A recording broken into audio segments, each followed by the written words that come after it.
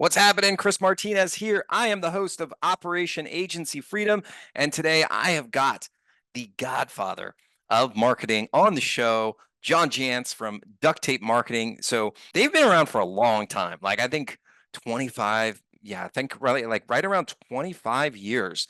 The duct tape marketing has been around. And a few years back, I actually spoke at their conference that they held. Flew out to Savannah, Georgia. That was an adventure. Really, really cool place. I would love to go back. But with that being said, he has somewhat shifted the business model. So I would say the core of what they do is pretty much the same, but the way that they're packaging it is different. So now they're really, really advocating for a marketing agency to become or to include a fractional CMO type of product into their product suite. So really, really interesting. The reasons behind why he did it, the evidence that's behind it, that backs it up, what he's seeing with his clients that he works with. So I highly recommend that if you're interested in packaging yourself a little bit differently so that you can stand out from the crowd, this digital marketing crowd, and really attract your ideal clients, I highly recommend that you tune into this episode. John is an amazing guy. He's obviously been doing this for a lot. At one point, I think he had the #1 marketing podcast anywhere. It was amazing. The Duct Tape Marketing podcast at one time, I think, was #1. So he's seen it all, he's done it all, and on top of that, they've got this new fractional CMO product that they are teaching to folks. So let's dive into that episode. I think you're going to like it.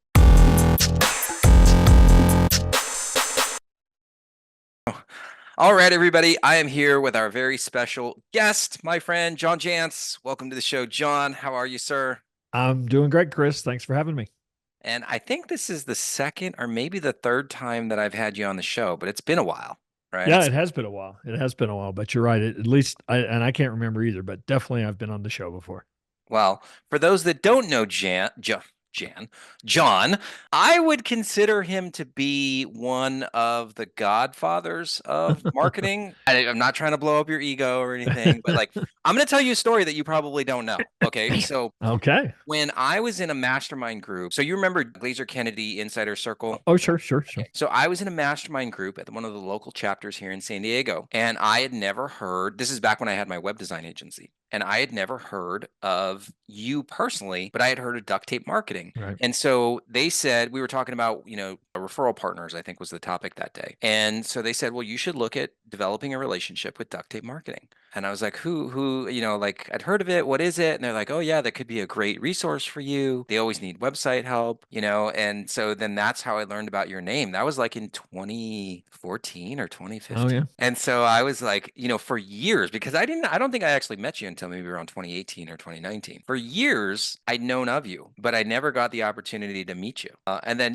we were a referral partner. By that time, when I met you, we'd started Dude, which was doing the outsourcing. We had been helping out your clients, and you were also a client of mine for a while. So I just think it's funny because, not funny, but you were kind of like one of those people that were kind of like a hero of mine for a number of years. I don't know, Well, flatter you too much, but I've been doing this for a long time, so I have been fortunate enough to through books and writing and whatnot to be able to impact a lot of businesses. So it's always great to hear that some of it's working. you're an amazing, amazing guy. So let me read your bio really quickly. So for those that don't know John, so John Jantsch is a fractional CMO, speaker, and Wall Street Journal best-selling author of Duct Tape Marketing, the referral engine, the self-reliant entrepreneur, of which I have a copy, and the ultimate marketing engine.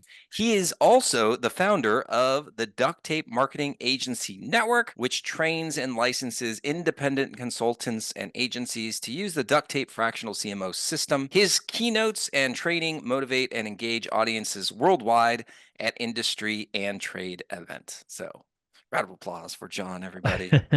No, I'm so glad to have you back on, So, Yeah.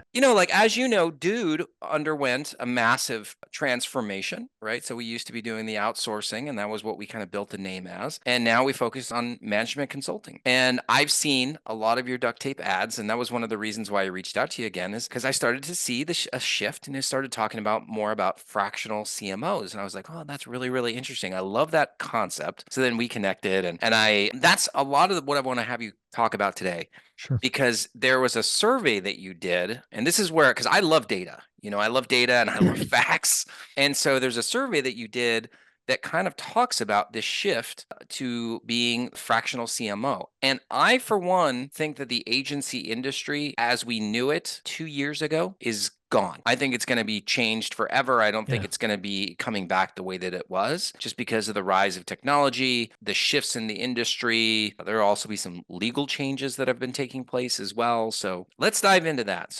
I definitely want to hear about the survey, which I think you guys call Fractional CMO Insight. Yeah, so I wouldn't say we've had a pivot. We're really doing a lot of the same things, but the market's evolved. And so we've Yes. evolved, I think, a lot with the market. We have been licensing our methodology, which, really was, I hate to say it was sort of groundbreaking 25 years ago because we talked about starting with strategy before tactics. And here we are 25 years later, it's still kind of groundbreaking for Yeah. a lot of marketing consultants and agencies. And so, what we really saw was, I think a lot of factors came together. We can still talk about the pandemic, and some Mhm. of its impact.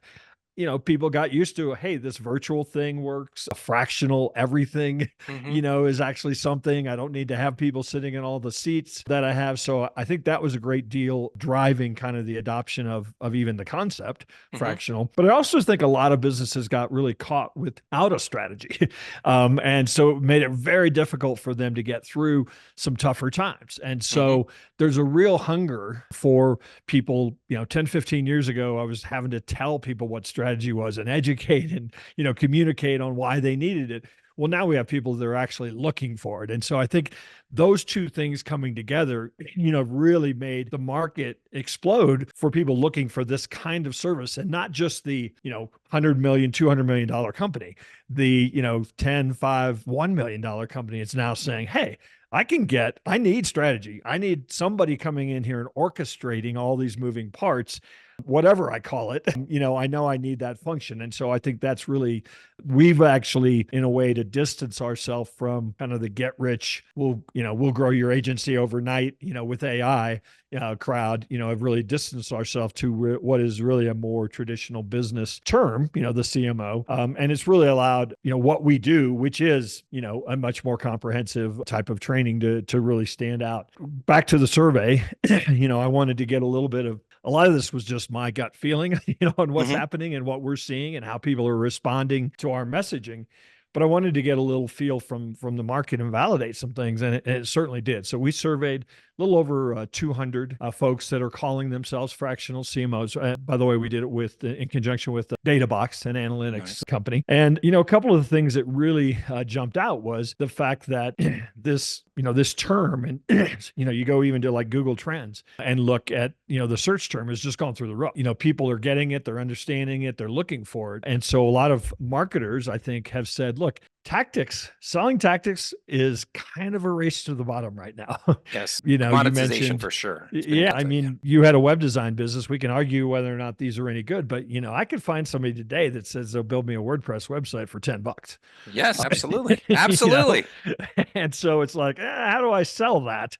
Right. And so we've always felt, and I think a lot of people are coming to the realization, is that if you're not leading with strategy today, the AI tools and the bots and all that stuff are going to eat your lunch, because it just becomes a price game at that point. And so a lot of people are wanting to understand, how can I shift to selling or offering or leading with strategy? The fractional CMO positioning, kind of implies that if I'm going to hire you, you're probably going to want to do some strategy, right? I mean, and so it does help attract the right client. But I tell you one thing that we've experienced forever over the years is that when we actually make somebody go through strategy, and that's really the only way to hire our agency, is you're going to go through this engagement we call strategy first. We immediately develop a way better relationship Yes. with the client. And that leads to, I mean, our retention is crazy. It's years, with our clients. And moving from being, a vendor to a trusted advisor is such a better way to do business. Right. And really, just last point on that,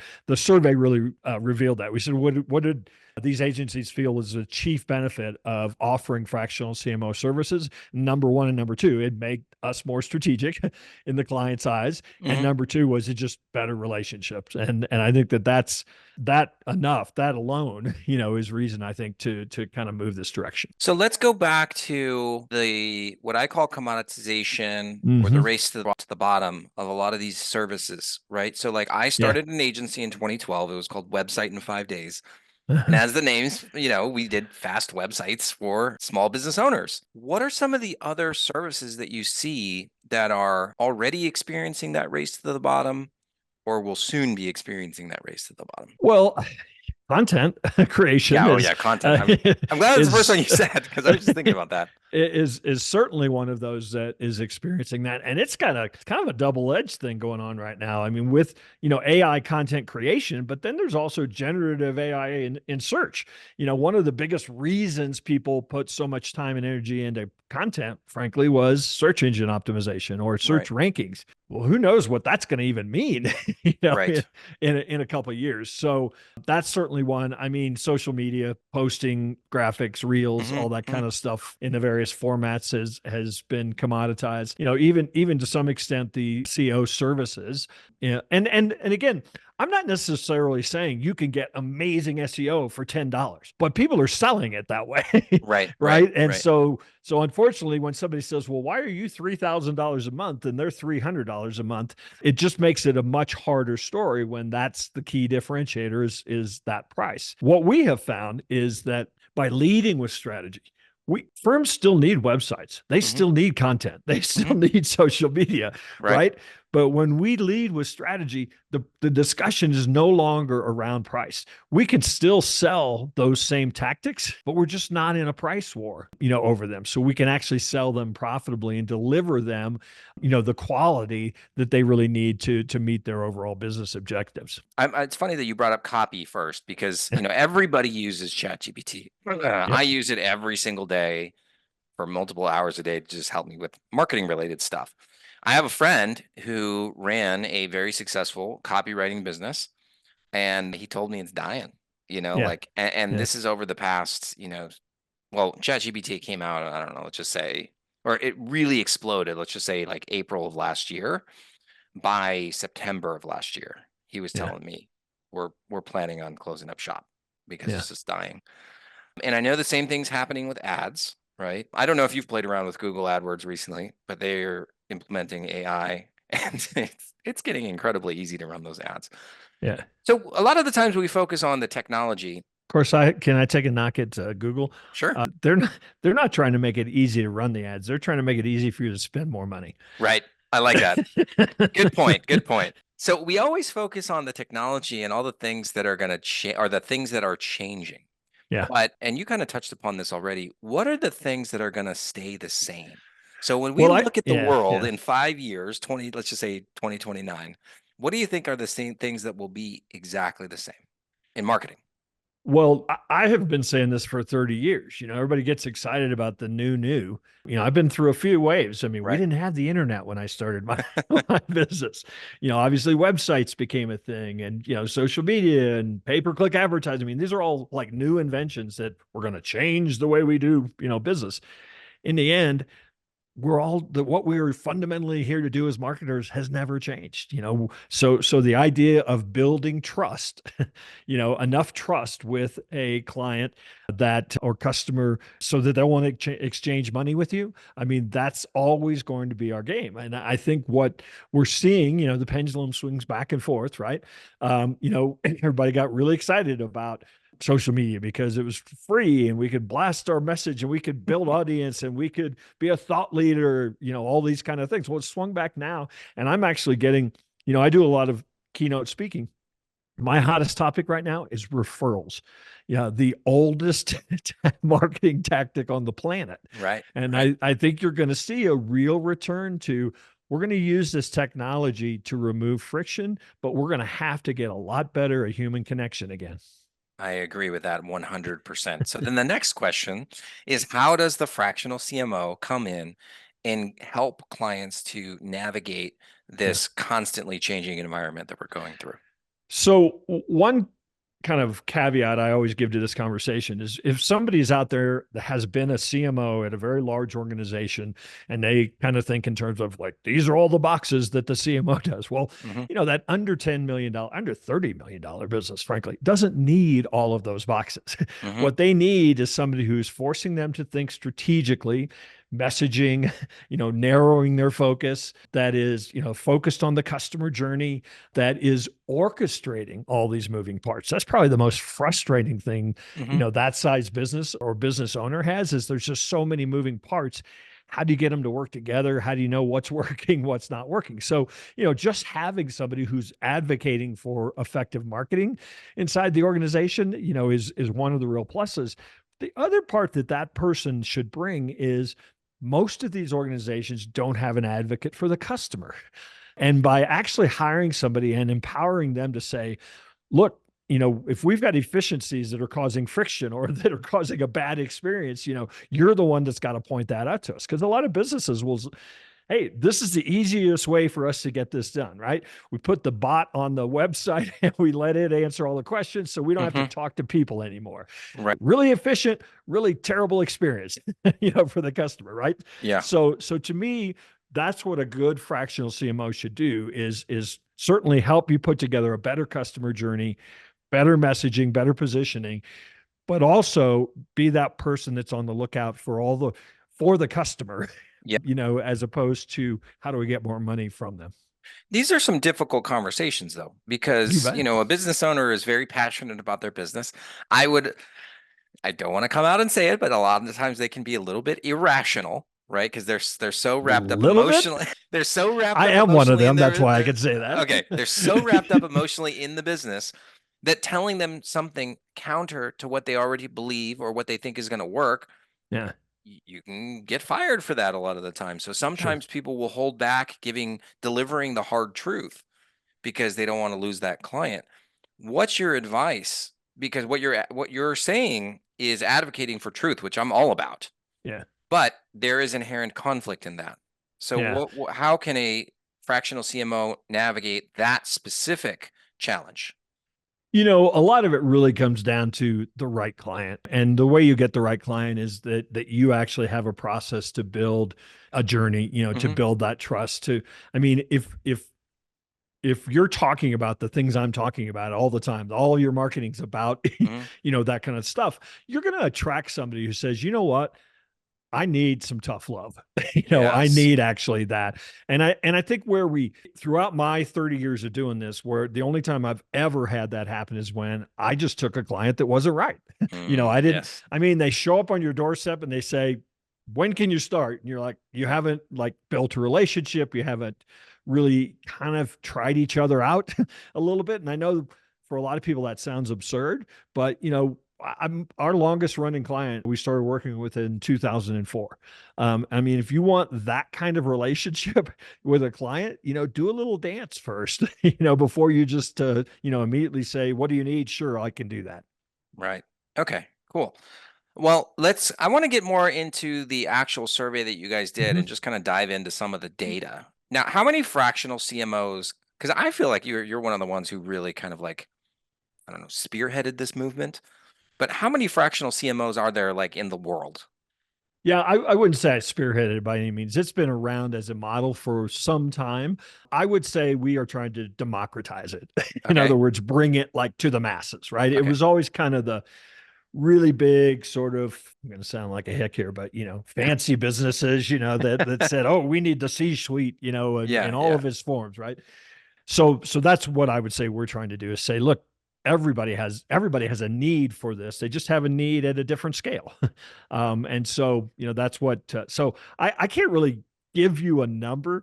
I belong to a Slack group that has 9,000, Okay. So there's folks, a good amount of them out there. yeah. And it's so and what I will tell you is that it's grown by 70% in the last 5 years.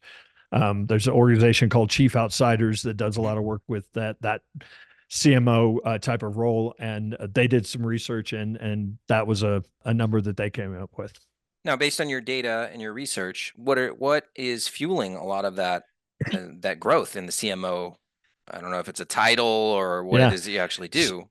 Yeah. So, what my assumption is that the most attractive reason somebody would hire a fractional CMO was for cost savings. That's inherent in the title, right? I'm hiring a fraction of a full-time, Right. person. What we found was that was about number 4 on the list. That this idea of I need to be more strategic. I need to actually have somebody who is orchestrating, all of our marketing. I need to actually have my marketing be data driven. Those were higher than I need to actually, be able to get this cheaper than I could hire somebody, full time. Got it. So the options that a customer have to improve their marketing or generate more leads, essentially, they can do it themselves. Yeah. They can hire a freelancer. And I'm kind of going in order of, what's the word I'm looking for? Sophistication. So they can do it Yeah. themselves. They Yeah. can hire a freelancer. They can hire an agency. They can hire a CMO. Probably the top of the tier would be build out their own C-suite, right? Their own marketing Or our department, own department. Yeah. their Right. own department. So, do you is there a is there conflict between agency and CMO, fractional CMO, or do those work together based on what you guys have seen? Well, I think they really can work together. There certainly could be some conflict. I mean, I think you ask a lot of agency owners, they'll say, "Well, we do strategy." Yeah. We can question whether or not that's it. That's true. A lot of times it's like, here are the things here are this, specialties we have, and so we're going to recommend them. So, there can be some conflict there. I think from a business owner standpoint, well, let me put it this way. I have seen a fractional CMO work brilliantly with an agency, and they both benefit because the agency is like, now there's somebody who's really more like the customer Mm-hmm. inside the customer, who gets what we do and, is going to be, because a lot of times business owners, they're telling agency, I need TikTok, make it happen, Right, you know, right, right. right. So, now they've got somebody that can actually be the quarterback inside there that knows maybe what they're doing. So the relationship certainly can work very well. We've also seen another option is, there's a lot of organizations out there that have hired some marketers, Yes. you know, and we all know how that goes. Oh, you're a young person, you can do social media, and you Yes. do the newsletter, and nobody's directing them, and so now somebody could come in from the outside and really say, hey, I can actually take the team you've already got here, maybe plug a few holes, and I'll manage them. You don't have to, you don't have to worry about what they're doing, if they're doing the right things or not, or to even tell them what to do. We'll just use them to orchestrate the plan. That's another, really great model as well. Do you know any agencies that are hiring people? And like, I think an easy one for me would be to transition the term account manager Yeah. to fractional CMO Yeah. potentially, because that model, they're only working with a certain number of clients, That's right. right? So like that could work really well. Are you seeing anybody doing that? Yeah, that's actually what our model is all about. I mean, the idea of democratizing this, you're right. The challenge with the traditional model of it was that, you sold 25% of your time to, 4 Yes. companies, and hard to scale that. You might be Right. paid well, Right. for Right. your time, but hard to scale that as a business model. And so what we're trying to take to people is say, look, if you had a repeatable process for developing strategy. So instead of saying, okay, business owner, I'm going to sell you 25% of my time, what do you want me to do? For you, right? And then go to the next one, say that you actually come in and say, here's my scope, of what I'm actually going to do. This is going to be the deliverable, here's how we're going to meet and when we're Yeah. going to meet.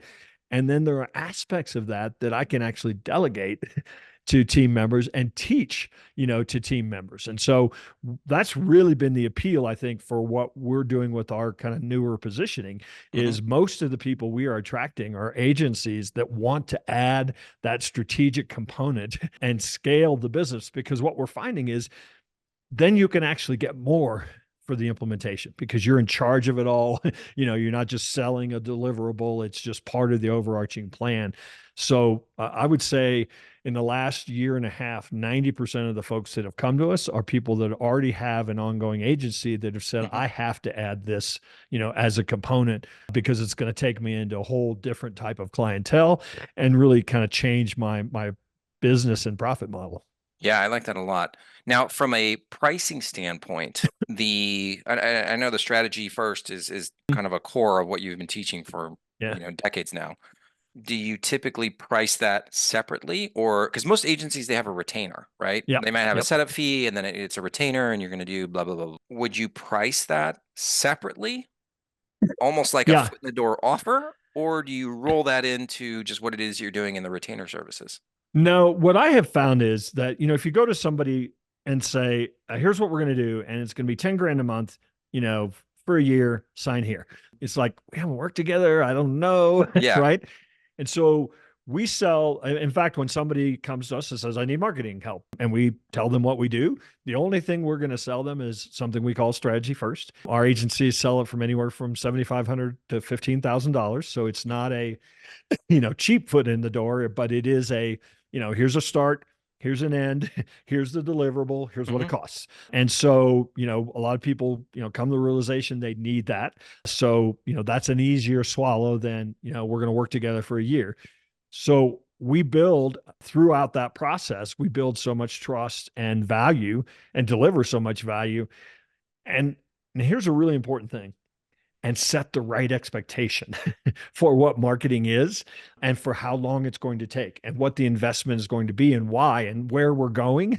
Yeah. And so consequently, I can't remember a time that then didn't turn into a long-term retainer, because they're like, this is brilliant. We want this. Who's going to do it? Oh, okay, we will. And so, then we just start executing the plan, from there, because we've got the appropriate trust, we've got the appropriate plan. A lot Hmm. of times people agencies start with, and I don't know if you ever did this, but start with the client because the client says they need X, Y, and Z, and then you get about 90 days in, you're like, they didn't need X, Y, and Z. Yeah. Yeah. Yeah. They need to fix this first, and then we got to get rid of that person. They need a sales process. And so what the sort of the period of strategy first allows us to do is actually make the right recommendations, where the client's not going, okay, what am I getting for my money? Why Right. isn't the phone ringing? Right. Exactly. So it really, that model we have found has just really been I don't know how different it is and unique, but I suspect it's still fairly unique.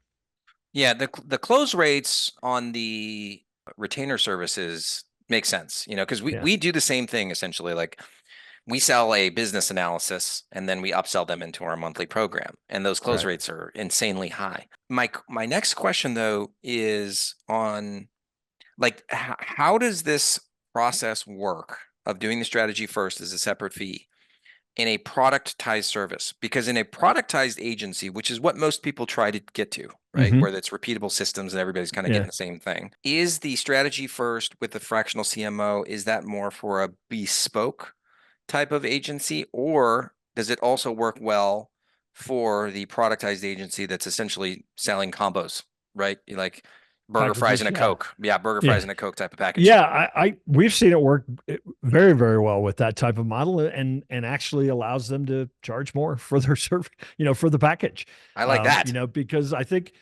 what happened was so many agencies got into the package model, at the Yes, 3,000, the 4,000, or the 5,000, exactly. that it just became, such a price game. And, we have people all the time. They're like, oh, all I can get is $2,000 a month, because, other people are charging less than that. What happens in ours is we may still deliver the package, but we're not talking about packages. We developed a strategy, we developed a plan. Here's the thing, 80% of the people need 80% of the same thing. Yeah. And so we execute the plan. We basically map out 90 days at a time, say, here's what's next. Because the other challenge I think with a lot of the package thinking was, you got a sale, you got some results, a year's gone by and you're still doing the same thing. And it's like, hasn't the business matured any, from your work, right? And so we want to move people through stages, not just packages. I love that. Yeah, that's great.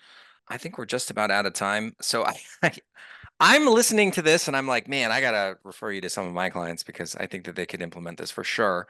I think you have an offer for our folks, or Yeah, we've, like all good marketers, we've got some stuff you can consume Mhm. to know a little bit about what we are up to. If you're a business owner and you're thinking, I need strategy, same thing, same offer, or at least you'll go to the same page and you'll choose your adventure.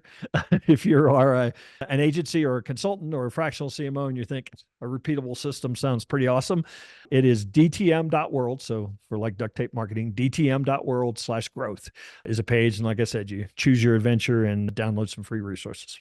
Love it. Thank you so much for being on the show today, John. You are an amazing, amazing marketer and also an amazing, amazing man.